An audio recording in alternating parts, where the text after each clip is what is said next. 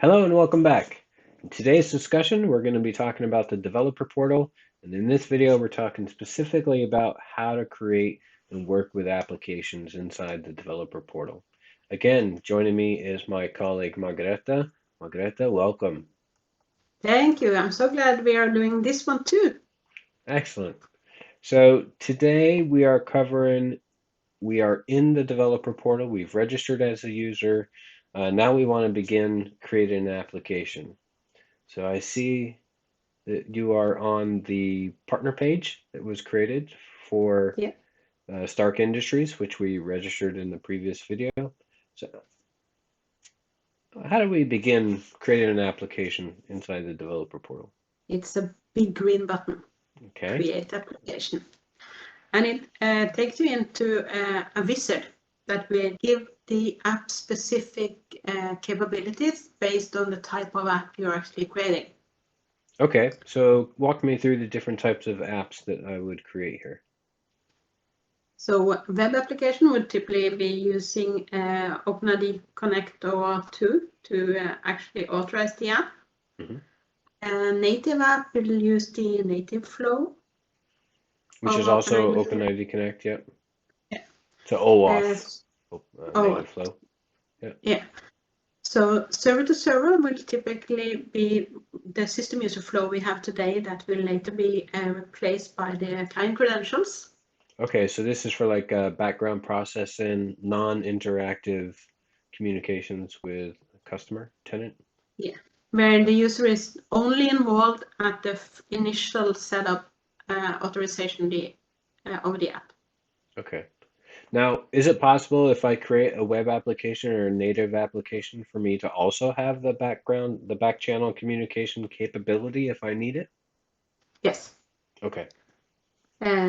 It's just that these will automatically set it up for you, and if you later change the type of app and what it's going to do, you just edit the app's configuration later. Okay. So empty is just like, I know what I'm doing, so just get me started. And then there are a lot of customers who want to have a database mirroring, which is actually an app too. So it's both the capability of a standard app and a custom app. And then we do have a lot of standards, ARP, syncs, and quote apps. So we have created a template for that as well, which would give the access to the ARP sync agent, which is needed. Okay. And then you choose if this is a custom application or a standard application. And custom is private for one customer only, one specific tenant, or it could also be like SuperOffice AS is one, and we also have a company called SuperOffice Sweden. Then they could both be using the same application. Okay. And the standard application is for public applications? Yes, and be published in our App Store and be certified and have the security audit that's done by WatchCom. Right. Okay. And then these are public applications available for all customers via the App Store. Okay. Yes. All right. So we've got application templates, which helps us pre-populate or complete the wizard by pre-populating some data that's specific to that template type. Yeah. And then it's mandatory to specify what application type this is going to be. Okay. Yes. So there are small icons here with information, which will take you directly to docs, of course. And you will see the different application types there and the settings it's setting. Nice. If you're unsure, you could always just click the read more. Okay. Nice. Thank you. Well, we're going to create a web application today. Okay. Custom. And as we are working in Stark Industries, what would be more typical than making? Okay, what's Jarvis application sounds awesome. So redirect URL is for you to get back the JWT access tokens. So that would be the ID token, the access token, and refresh token if you're using the OpenID Connect flow, authentication Yes. code flow. So I'll just leave it blank now because I have no idea what I will use. So it automatically picks me as the logged in user. Remember, it was the user we created before. For the technical contact, so this technical contact is who's going to receive error emails and stuff like that? Typically. If you've done something and we need to tell you that maybe you should tweak your API calls a bit so you don't ask for everything all the time, you will contact the technical contact.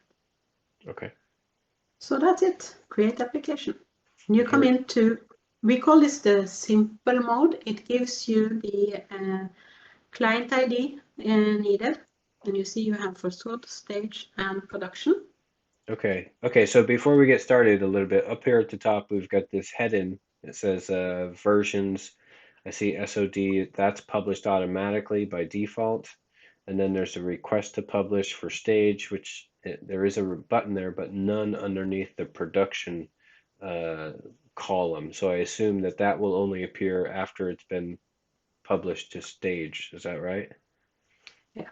Okay, so we can get into that later in a future video for publishing to different environments. But all right, what am I looking at here? Right now, it's just my application that we've just created, and it's the initial configuration for a web app. For a web app. And you see, we don't have a secret, we have a client ID. But to be able to actually authorize it in SOD against your sandbox, which we created in the previous video, you need a client secret, which you can then create. Okay, so the web application wizard did not create a new client secret for me. We have to do that manually. Yes, it's this is the app's password in a way, so you want to keep this safe, which means that once it's created, you could view it now and copy it. But the minute we save here, you see, you only see first part of it. Okay, so you'll never be able to see that again, and you had better save that in Notepad or somewhere safe so that you can access it later or share that with anyone else in your organization that might need it, because they'll never be able to see it in the dev portal again. The only thing you can do is create a new one and start over. Yeah. So to create a new one now, you have to click delete and then new secret. Okay. And then we need a redirect URL because we want to be able to actually get back the JWT token with the access refresh all the information. And the helper tools redirect URL devnet-tools.superoffice.com. Okay, so if I don't have a web application already established, and I want to just basically test access using my client ID and secret, then I can use this helper application to act as my redirect URL and then be able to see what my tokens are and be able to start working with my tokens. Okay.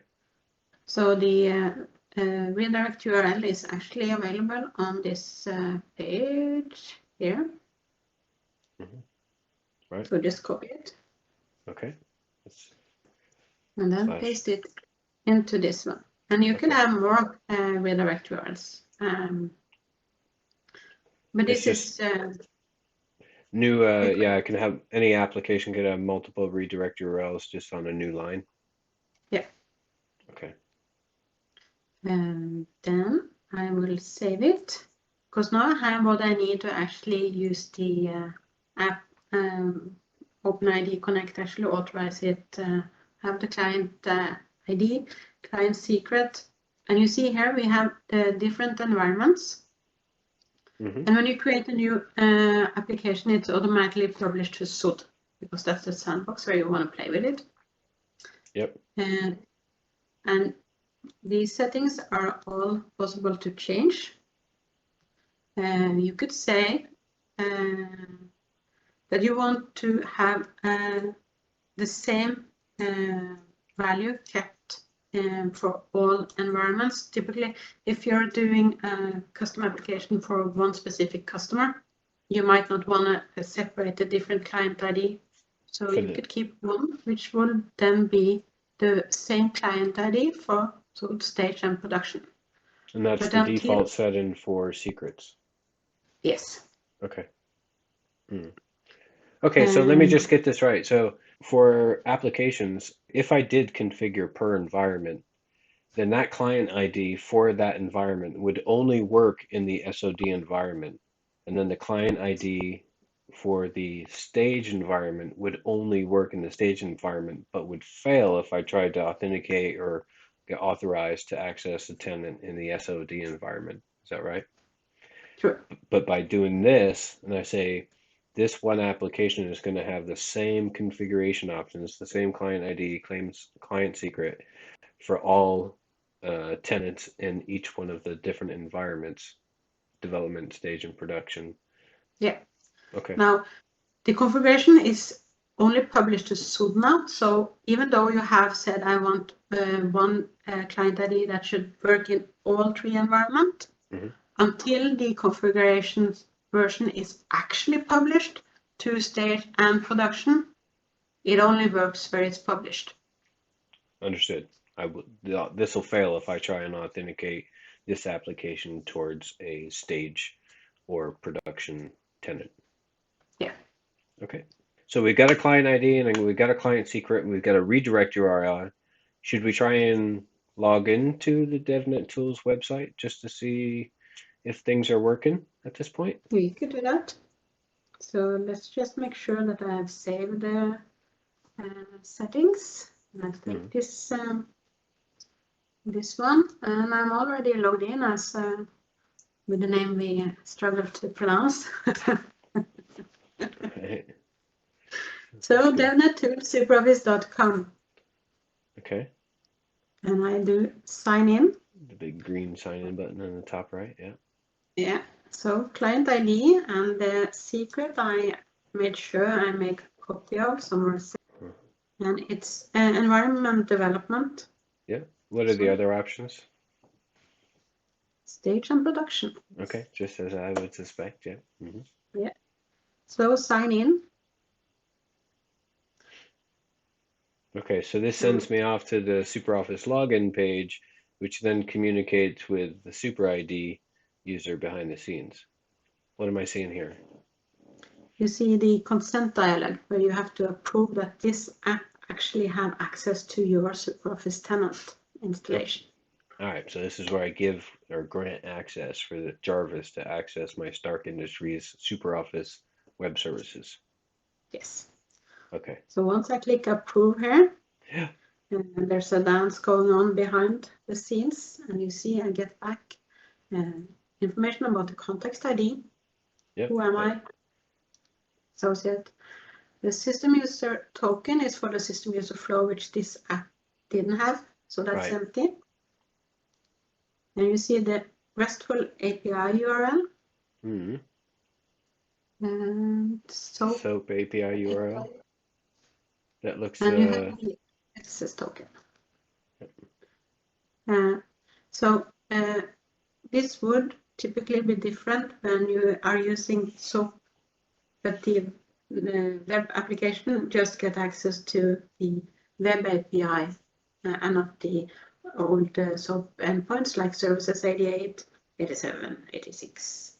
Okay, so I've got an access token here and a refresh token, and the refresh token is what's used to revoke my current access token, or the refresh token itself. I can revoke the refresh token, so I can't create any more access tokens. Excellent. So then I can use like this access token in my friendly or favorite REST client, like Postman or REST client in Visual Studio Code, to start to make test API calls against that RESTful API URL, which is my tenant customer ID 41210. Okay. Yes.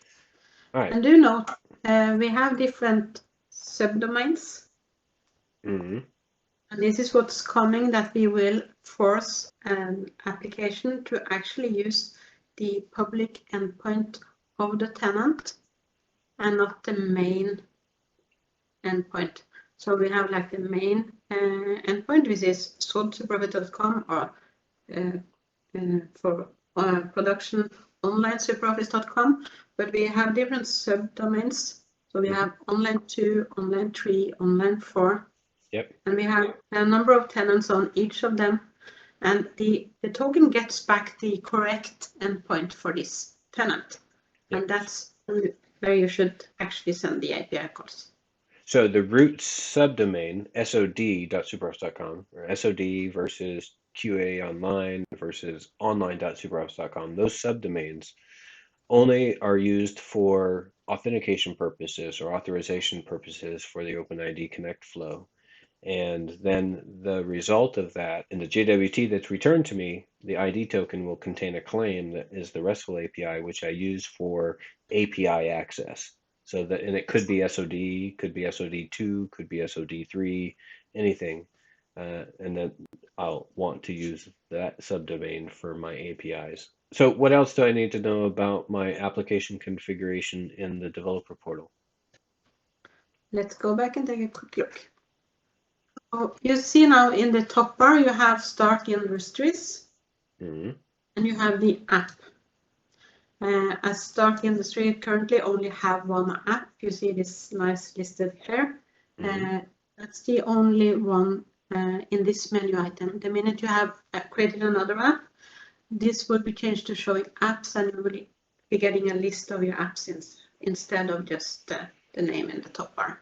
Okay, so if I have only one application registered, I'll see that app name in the nav bar. If I have more than one apps registered underneath Stark Industries, I'll see apps.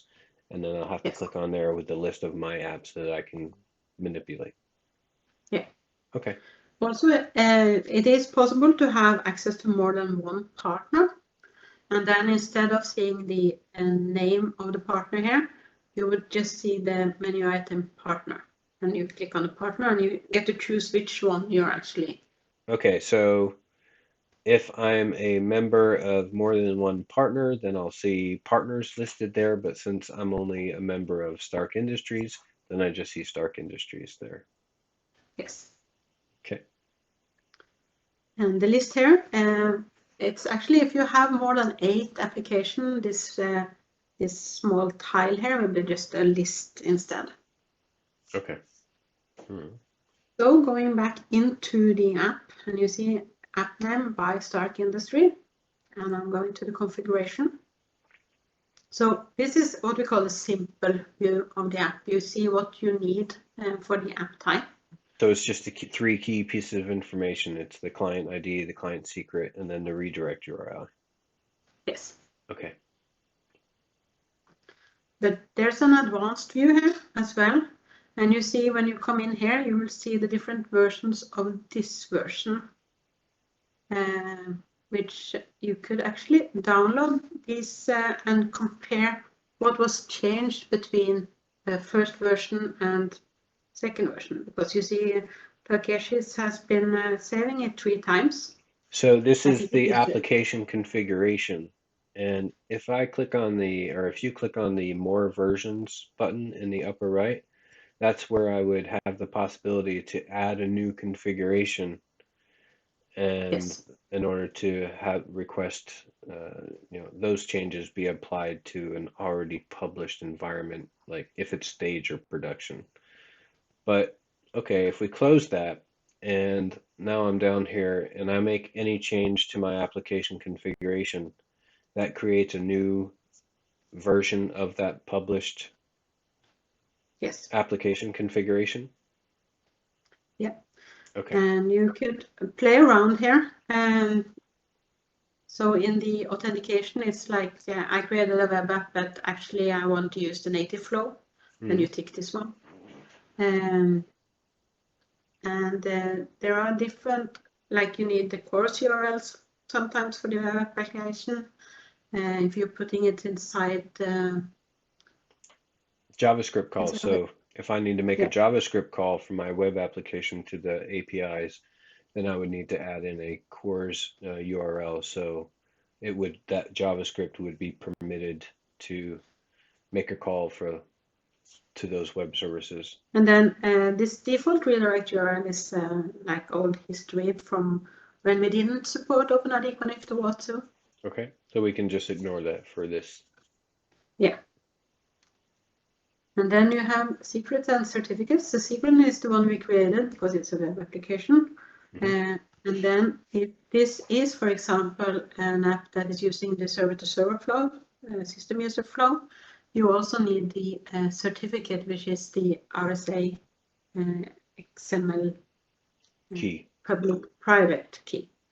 So the same thing here, if you actually create one, make sure you store the private key, copy it, because the minute you save, we just store the private, the public, not the private. Right, so we have the public, you have the private, and we are able to actually mark that it's this application talking to us. Okay, so the only time a certificate is required is if we're going to be using the back channel communication without user interaction. It's the server-to-server type communication, otherwise referred to as our system user flow, which eventually in the future will be replaced by client credentials flow.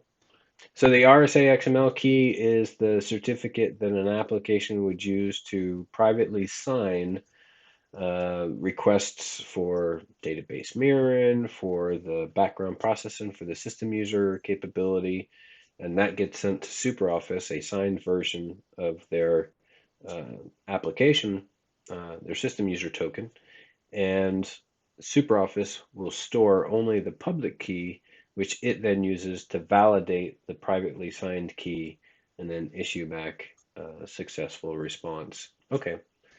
More on that in the docs, I guess. Definitely read up on that.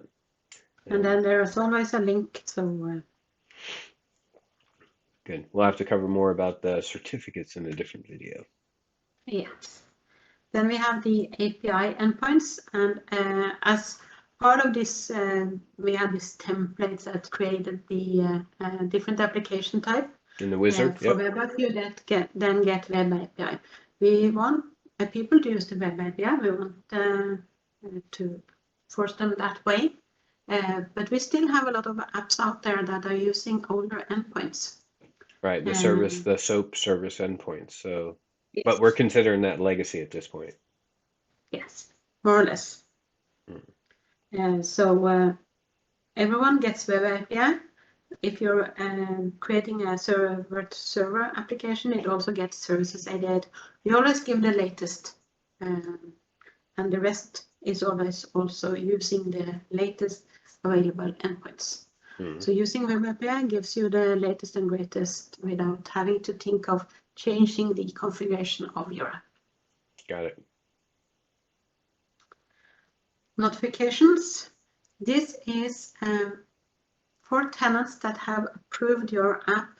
We can push information to you saying this tenant is no longer, it's deleted, or it's in offline mode, and now it's back up running. So this is us pushing information to you. But you could also choose to actively check the tenant status. Okay. So that also brings me to the question. I know that when I create an application, I can proactively call a status endpoint or a state endpoint and get the state of a tenant, and it will tell me the current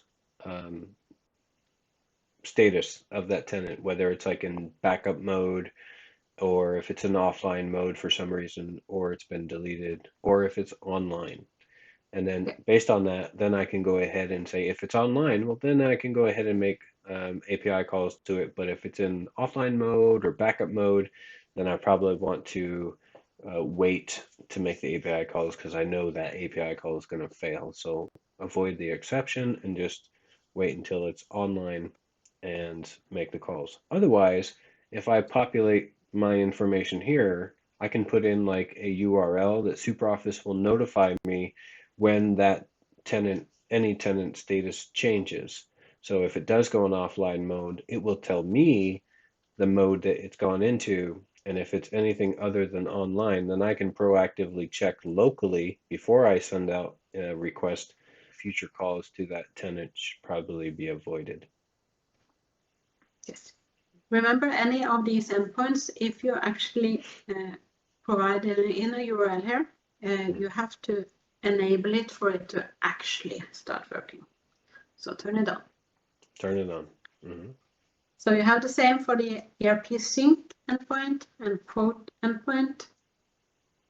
So what are, these are endpoints that if I'm going to configure ERP service, then I'll fill in those URLs. Can we go back to that for a second? Yeah. So this will be my ERP sync URL, which is where SuperOffice will try and connect to do the synchronization with my ERP system. Yep. Okay. Oh, and down below there's also a quote connector endpoint. So this is also for quotes. Is it possible to have an ERP connection without having quote connector, or a quote Yes. connector without having ERP? Yes. Okay. We typically have partners who have created a specific ERP connector app for example, Business Business. Okay. And then the customer can buy that connector, and then they can also choose to have the corresponding quote application. The quote depends on the customer having ERP, but ERP doesn't depend on them actually also having quote. Okay. So for mirroring capability, also the complete endpoint has to be public. As we are calling out to you, localhost is us, won't work. Licenses. These here I can use licensing just to see what licenses I've been granted. Yeah. Okay. And you're not granted anything. But we do check that if you're making a custom app that you actually have expander services. Okay. Is expander services equal to Development tools. Development tools, yes. And you see that database mirroring is a separate license. So if you're having a custom application that has both using the REST API and the mirroring capability, you need both licenses to actually make this work. Okay. Advanced also have a lot of information that is internal only, but this is where you see if you have access to the system token. Okay. Now these are read only, so if you created a web app and you decide I need this actually to also have background capability, there's a developer portal support chat here. So you just post a question to me or anyone answering the chat here, and we will take it for you. Okay. So I can't ticket myself. I have to have send you a ticket. Okay. Awesome. So use this channel. Either way, it comes to us. Okay. And just say enable the system user token functionality, please. Yes. Okay. And include if you just copy this URL and paste it in with your enable the system user token on this app for me, then it's quick to change. Otherwise, we won't know what app you want us to enable system user token on if you have many apps. Great. Yeah. So the URL here is just copy paste, easy. Now we have agents that are also restricted. ERP sync is automatically set when you choose to create a standard ERP or quote app in the wizard. Webhook is automatically given to all apps we create actually. You could request CRMScript for a custom application. As of now, we have not opened up for it for standard applications. Okay. Okay, so custom errors not in use yet, and then below that was custom claims, and that's not generally used either. No. And then we have the verification. This is where we actually just track information if this is a standard app, has it been through the security audit and have we checked it. So this part is for standard apps only. And then the authorization level is who can actually approve this app access to a tenant. And for apps we create in SOD, it's always the administrator. That's the dialogue you have. So when we use the devnet-tools page, under the client ID and client secret and click login, we had this, do you want to approve Jarvis by Stark Industries to actually Yeah, right. access You have that it? open. You're on the user account page right now on the tab. So we Yes. logged into the devnet-tools site. When we did that, we saw the consent dialog, but we were acting as the administrator, so we were able to click on the grant access or consent button and then be redirected with the information that's displayed on this page. But if we were trying to log in as a non-admin user, that would have failed. Yes. Because going back to the dev portal, it was the authorization level was set to administrator. So only administrators can allow access. Okay. Yeah, and that's actually general admin rights inside the settings and maintenance on the role of this user. Okay, that's good information to know. So inside the admin or settings and maintenance as a part of SuperOffice, only administrators have access there, but there that's a functional right, right? Functional right, yeah. For users. So you need to be general administrator to be allowed to authorize apps on your tenant with this level. Now, me as a external, like Stark Industries, this user, he's not able to change this authorization level at all. Is that right? No, no. Okay. That's only for us in operations. Mm-hmm. And the minute custom apps, when Takeshi is now request publish because he thinks his app is actually done. It's a wonderful new app ready for production for Stark Industries. So when he now clicks request publish, making sure that all changes are actually saved, this will now actually lock the configuration. The minute you click request to publish, it's locked and you can't make changes to redirect URL or add any new client secret or change any of these settings. So for Stark, these are now, you see the trash can is gone, can't change any of these. So it's all locked. Okay. And since the stage here is now request pending, it's still not available in stage. Right. That has to be validated, verified. And yeah. Yep. And you'll internally, SuperOffice, somebody will actually approve this request, and then things will be unlocked again after that? Yes. So what happens when you actually request to publish is that you get an email saying that you have requested publish. So it's automatic email sent out by the developer portal via service to the one who actually clicked request to publish to the restricted environment. And it also says that if you as the app developer is not an employee of the customer you want this app approved to, we want them to reply to us and say, I want this app access to my tenant, like cust ID 1234 in onlinesuperos.com. That's because for custom applications, we change the authorization level to explicit, meaning that no one else can actually say, I want this app running on my tenant. It's only those we give explicit access to. Okay. The one that's already logged in. Yeah.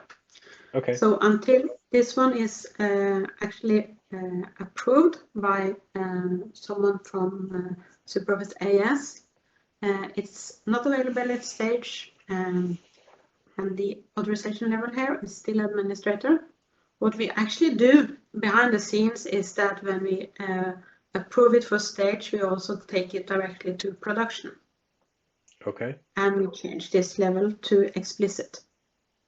Okay. So at this point, you as a partner can't change it anymore unless we in Supervised AS reject the request to publish and say, oops, you forgot to add in client secret, or you forgot to actually approve it, or I can't see that you made any API calls, so what will you actually do with this one?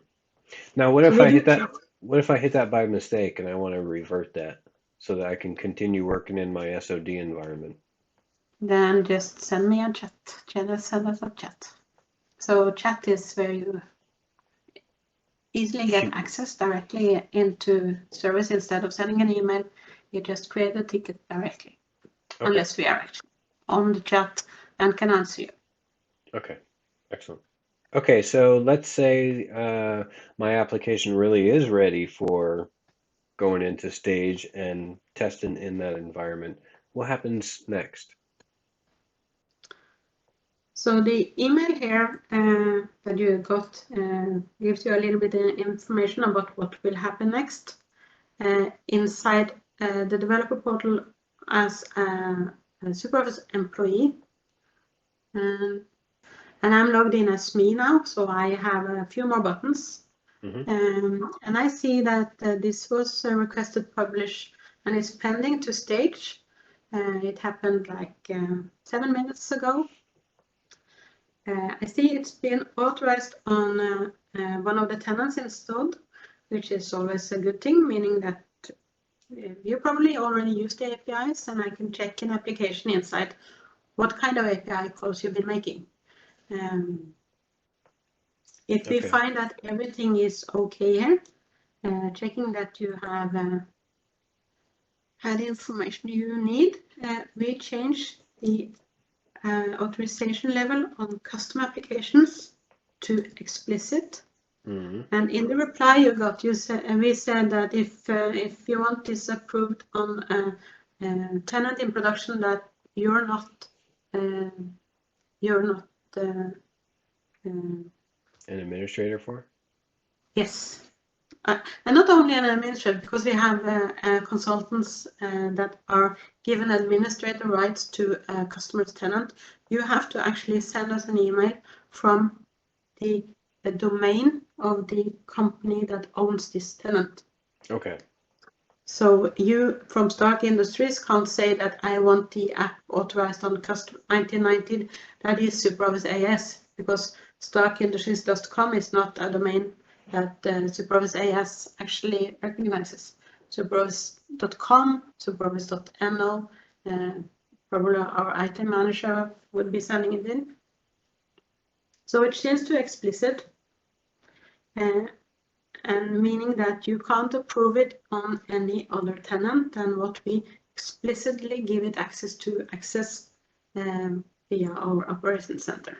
Right. No more authorization records are able to be created. If there's one that's already created by your administrator beforehand, and not the administrator, it's online operations. Supervised AS create this authorization level. So what we do is that we accept the publish to stage. For custom application, we never really actually do a test in stage. We do it for all standard apps and our own application, but for custom application, we take it directly to production. So when we do this, we have already verified what you're doing in SOD, and we just take it directly to production, and we find the correct tenant in our operations center. So then it would be like onlinesupervised.com here, and we give it a specific authorization to this app. So it's done by us. Right. That's the explicit authorization record that will be created. That's done manually behind the scenes when after it's been published by you. Now, do I receive any notifications about my application has now been published? Every time we push either the approve or the reject button here, an email is sent out one for the notification that I've been published to stage and one for the notification that I've been published to production for this custom application. So it says environment stage and then environment production. Now probably we will also follow up with an additional mail that's not automatically generated, but with more information about what to expect in production, and like we have this maintenance windows and all this additional information that you should sign up for, checking status superops.com for whenever we have the maintenance windows or upgrades or anything happening. It will make your tenant unavailable. Excellent. Okay. Yep. So in summary, we have created our application. We've gone through all of the different configuration options for that application. We've requested it to be published in stage, and because it's a custom application, you've approved that and automatically published it to production as well. Okay, so what do we need to think about now? Now that you're published and it's a year later and you want to improve your app. Oh, you and I both know once you publish an application, applications are never like, oh, they're done and baked. No, they constantly require Constantly modifications. required. That's the version here now. So you see the version dropdown. It's published all the way. So if you want to make new changes, you now create a new version. Okay. So V2 today. Okay, we're going for V2, sure. We'll create a new one. And as you see, when we create a new version, it's not published to any environment. Okay. So you pick it, you make any changes you want, and so you see this one now is open for edits. Okay, so now I can change the properties.